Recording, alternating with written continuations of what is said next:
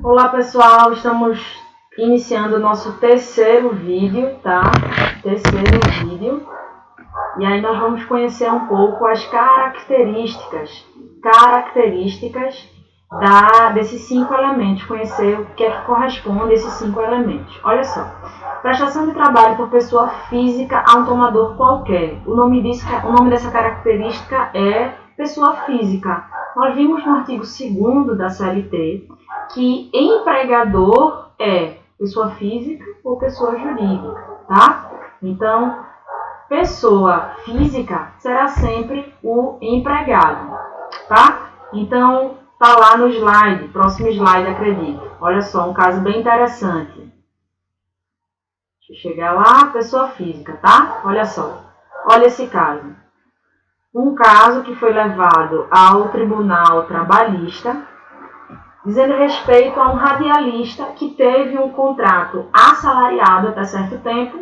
Depois a emissora de rádio chegou para ele e disse, olha, a partir de agora você vai ser PJ. Eu vou te contratar como PJ, como prestador de serviço. Beleza?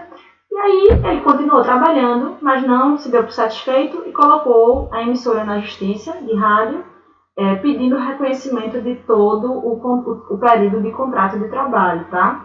Então, esse vínculo foi reconhecido pela Justiça do Trabalho, porque eu não posso ter como empregado uma pessoa jurídica, tá certo? Então, isso é um ótimo exemplo, principalmente em tempos atuais, que eu contrato e busco contratar a figura do empregado, solicitando que ele dê início e dê entrada a um MEI, tá? Então, fiquem atentos a isso, porque eu não posso ter um empregado e solicitar que ele dê entrada no MEI. O MEI é um instrumento empresarial próprio do autônomo.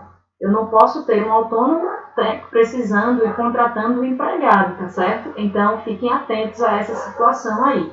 Eu não posso ter PJ no lugar de empregado. Então, primeira característica, pessoa física. Segunda característica, pessoalidade. A característica da pessoalidade é muito simples. Se eu contrato fulano, é porque fulano me entrega algo.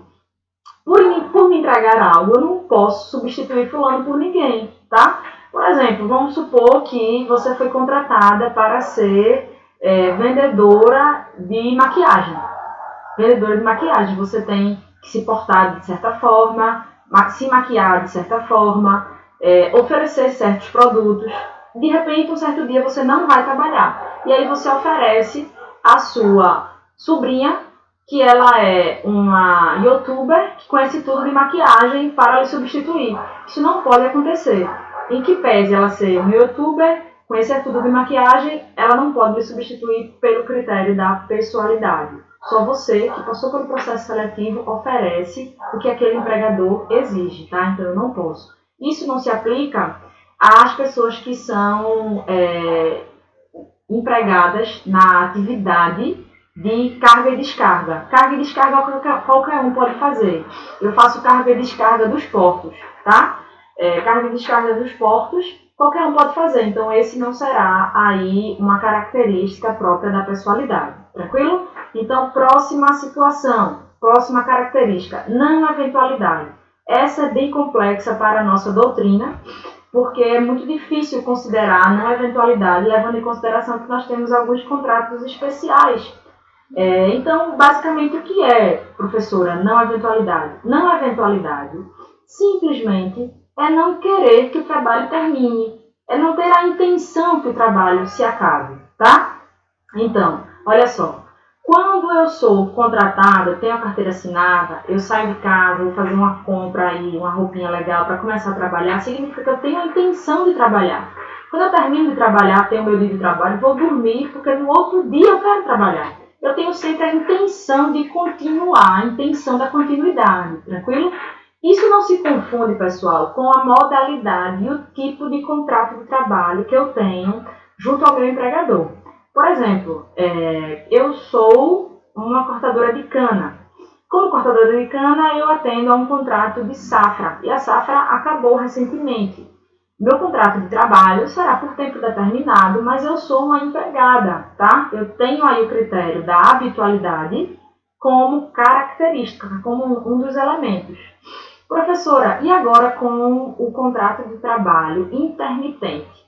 Isso foi um grande debate na doutrina em razão dessa característica. Então, é mais uma possibilidade de conflito aí, de um pouco de dificuldade no entendimento do que é a eventualidade, porque a legislação ela traz essa nova configuração trabalhista, tá?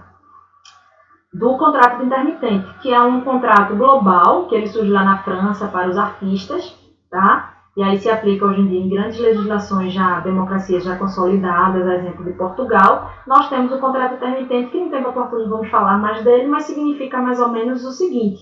Está lá no artigo 443 da CLT, uma nova modalidade da reforma trabalhista, significa que você vai ser contratado, você é um empregado, tem a carteira assinada, para trabalhar sob demanda. Então, você só vai receber quando você for convocado, tá? Então, o intermitente, não tem como intencionar a continuidade do trabalho. Então, a gente tem que ficar bem atento a isso aí, tá? Esse intermitente.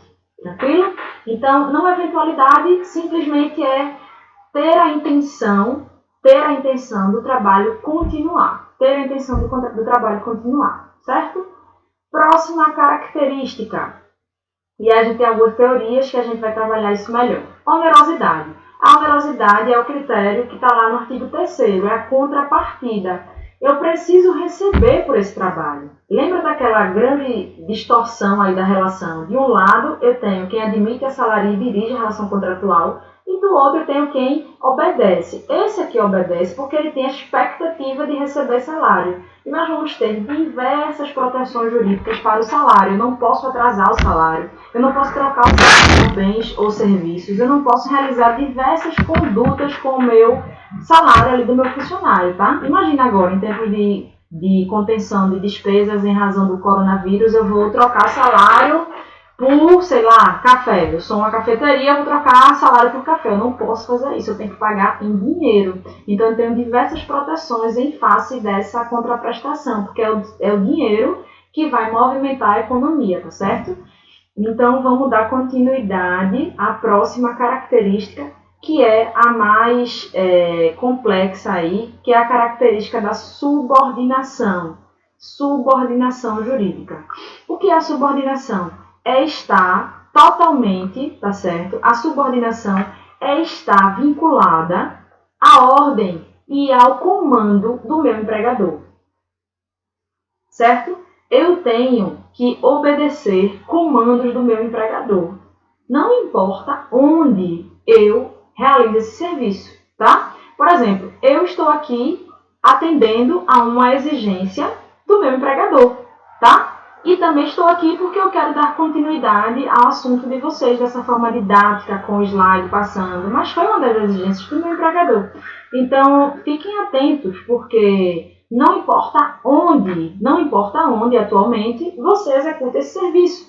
Significa que você está vinculado, você está hierarquicamente vinculado pelo critério da subordinação.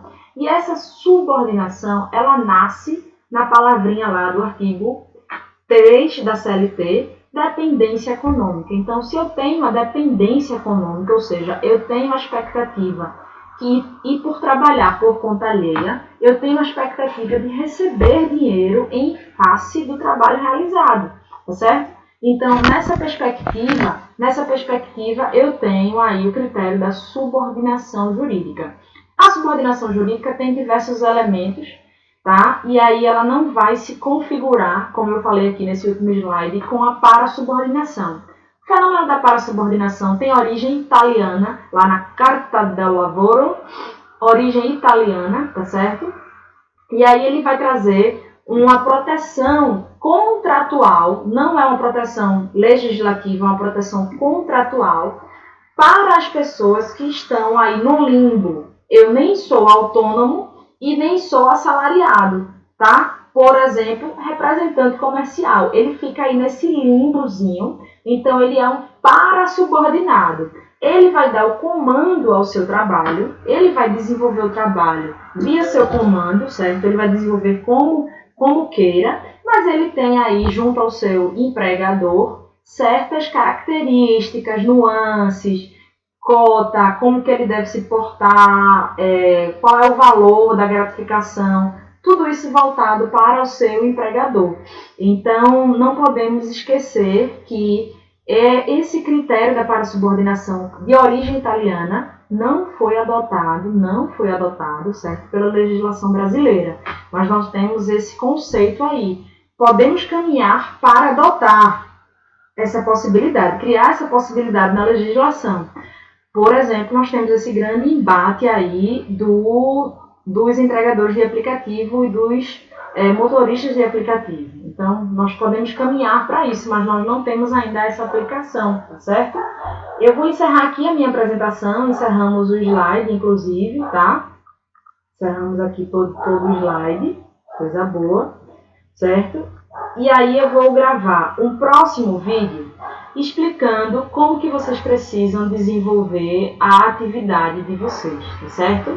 Então, fiquem atentos ao próximo vídeo.